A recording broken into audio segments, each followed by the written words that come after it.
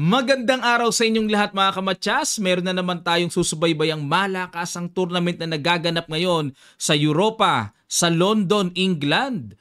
Ayan, at sino-sino ba yung mga naglalaro dito sa WR Chess Masters Knockout System?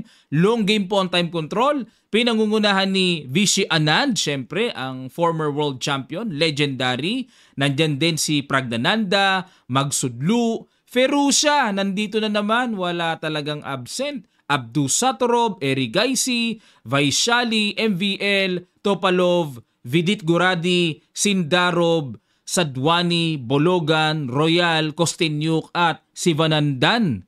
Yan po ang mga nagbakbakan dito sa knockout system na ito at ang kanilang pinaglalabanan, ang champion ay tatanggap ng 20,000 euros. Mahigit 1,000,000 piso po sa atin yan. Second place ay 10,000, third to fourth ay 5,000, fifth to eighth ay 2,500, at ninth to 16th, yung pinakadulo na, ay tatanggap pa rin ng 1,000 euro. Yan naman po ay libreng lahat at napakagandang experience nila, no? At dito po tayo sa knockout fight between Praggnanandhaa and legendary Vishy Anand. Nako, yan ay parang teacher sa student. Talagang student talaga ni Anand yan si Prag. Pero this time, galit-galit muna sa board. Yung first two games po nila, tabla. Itong third game, nagkapisakan sila. Naku, sino kaya ang nanakaut sa kanilang dalawa? Pag-aralan natin. Ang ginawa ni Prag, nag-E4, E5 si Anand, Knight F3, Knight C6, pinasok ang Scotch opening, capture, Knight XD4, Queen F6. Ayun. Kumarga ng kakaiba dito si Anand. Kailangan niyang ibahin eh. Kasi syempre, nagkakaalaman sila ng linya eh. Knight E2 naman dito si Prag. Nanurpresa din. Teka muna, ito bang Knight E2 ay pang ilan? Aba, Bishop E3 dito ang top of the line. Pangalawa ang Knight C6. Pangatlo ang Knight B5. Threat sa C7. At pang-apat ang Knight F3, Knight B3, pang-5, C3 pang-6, Knight E2 pang-7. Ha? Grabe itong Knight E2 na to. Ano ba to? Kinapa ba to ni Prag o talagang alam niya? Nag-Bishop C5, atake sa F2, and nag-Knight F4. Ang daming galaw. 1, 2, tapos pupuntahin mamaya sa D3. Nag-D6, Knight C3, ayun. Pagtira ng Knight C3, novelty na dahil ang old line, Bishop E2. Ayan. Dito tayo ngayon sa new line.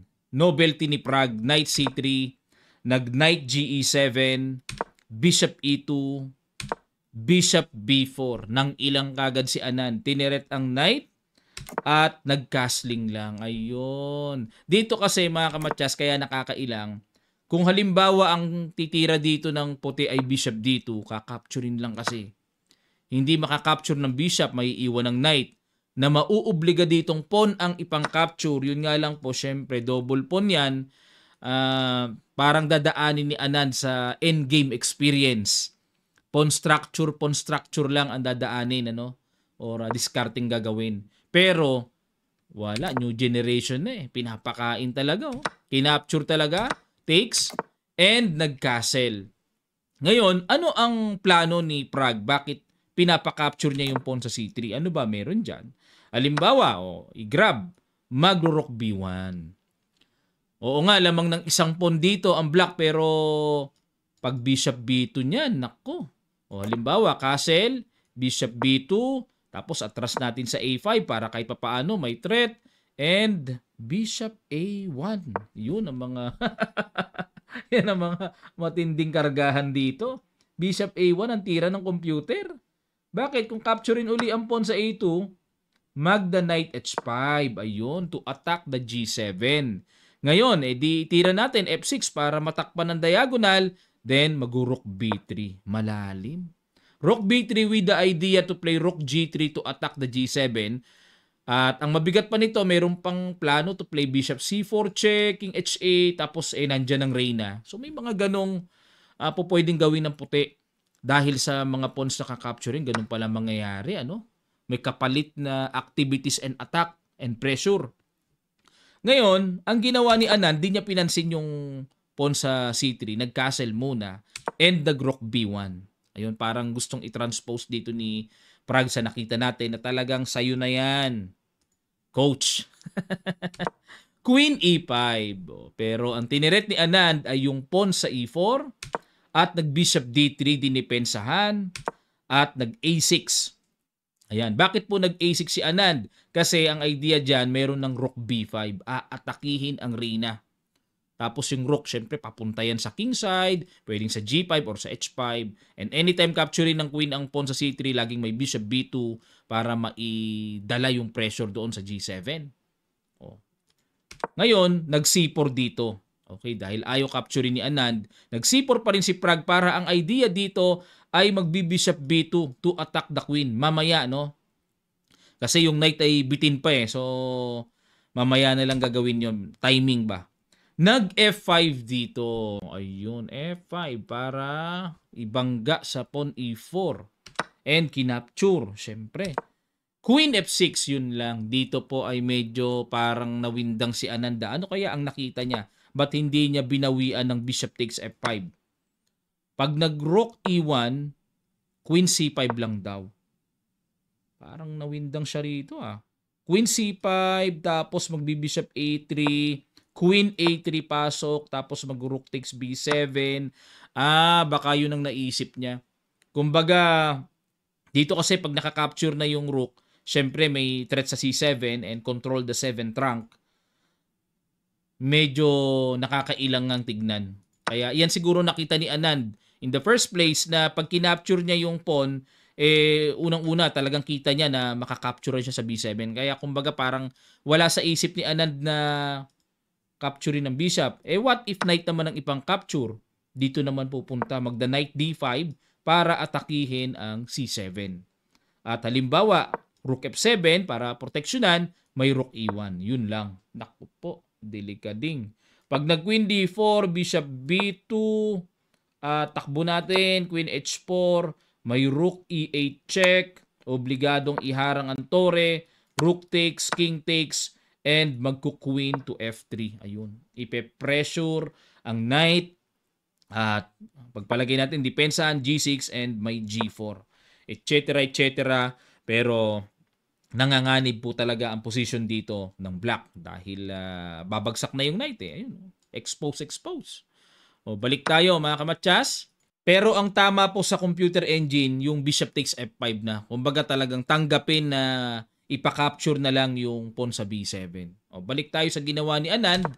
Nag-queen F6, G4. Ayun ang matindi. Hindi na mabawi pala yung F5. Tumigas na simento.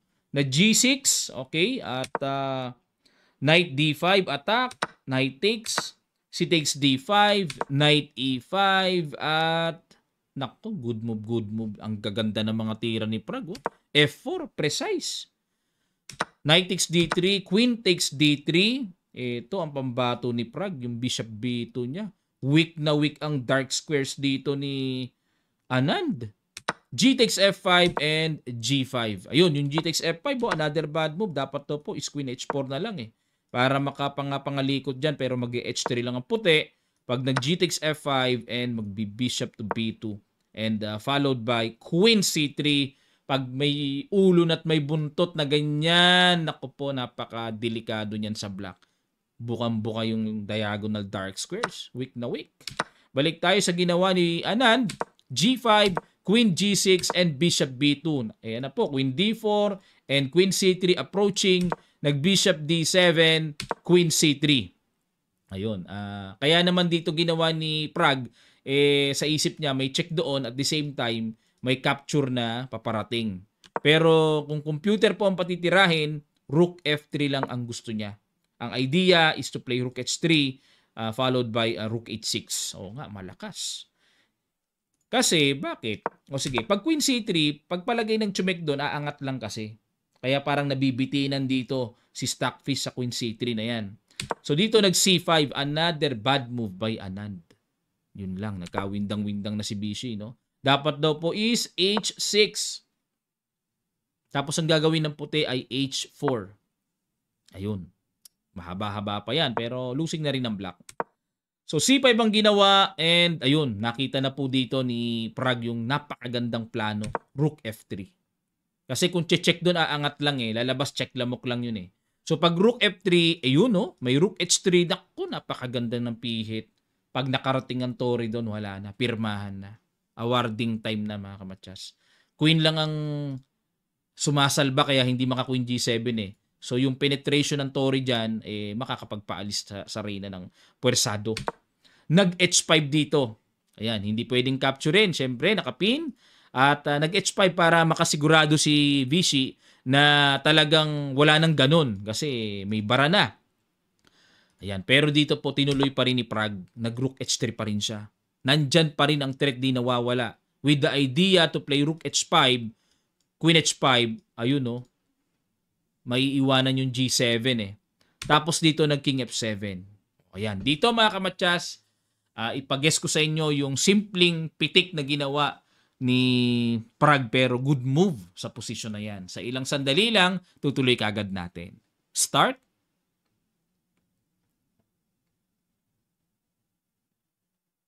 Maraming salamat. Congrats po sa mga nakakita.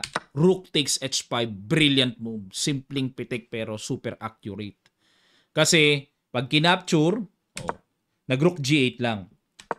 Bakit? Pag kinapture, anong plano? Anong gagawin? Mag-Queen to F6 check. Siyempre, pag nag-King G8, Queen G7 matchas. Pag nag-King E8, sasalubungin ng Torre. Aray, nakon sakit. Mathematician po abutin yan. Bishop E6, Rook takes E6, force King D7, Rook E7, and pag nag-King C8 or King D8, ito pa rin po ang gagawin. Matcha-matchakaw ang mangyayari. Matchas na matakaw. Matcha-matchakaw. Okay, daming kinain kasi. So, ginawa ni Vichy ay nag-Rook G8 para proteksyonan ang G7. Pero, grabe, another brilliant move. Simple lang po. King F2. Gustong-gusto ng computer engine ang King F2. Brilliant. Bakit? Ano plano? Mag-Rook H6. Dito po kasi, masarap mang gawin ang Rook H6 pero hindi pwede blunderatious yan. Kakapturein lang ng Queen yan. Hindi makakapture kasi nakapin. Kaya kailangan po talagang iba yung talas ng mata at obserbasyon ang palagi ang i-apply sa board. So King F2, resign na po si Vichy dahil ito na po yung paparating. Rook H6, unstoppable, very strong attack. Ngayon, kung kakapturein ang Queen, ang Rook, ganun pa rin mauuwi. Yung nakita na natin ganitong tema na mamamatcha sa black. Grabe itong si Prague, talagang new generation na ng India. Talagang pinisak na si Vichy. Biruin nyo, 3 standard games to First 2 games tabla.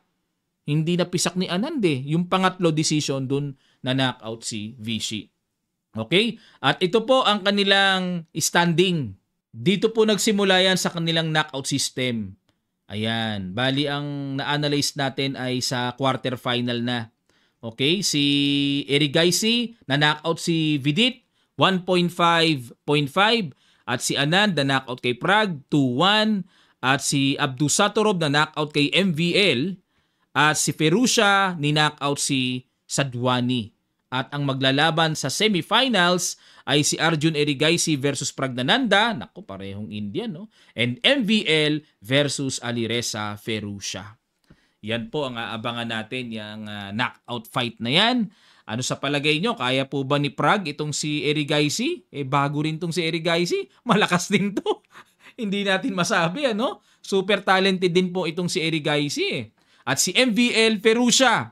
Ayan, parehong taga-France. Magka-teammate pero nitong nakaraang Olympiad, wala po si Ferusha. Magkagalit na ba sila? Yan ang aalamin natin. Pero sa ngayon kasi France pa rin ang flag ni Ferusha. Pero kung wala siya last time sa Olympiad, naku, baka ilang panahon na lang umalis na sa France yan. Parang may something, Maraming salamat po mga kamatya sa inyong matiyagang panonood. At bago po tayo magtapos, sa mga nagdanais pong mag-improve sa chess, mag-training kay Coach Kamatyas I am Nava, available po ang ating form, ang details sa comment section below. Click nyo lang po para kayo ay makapag-register na this coming November sa ating group online training. Try nyo po para makita nyo kung paano din mag-training si Coach. At sisiguraduhin ko po na talagang matututo kayo at mag-i-improve sa paglalaro ng chess. Maraming salamat. Magkita-kita pa tayo sa mga susunod pang chess updates.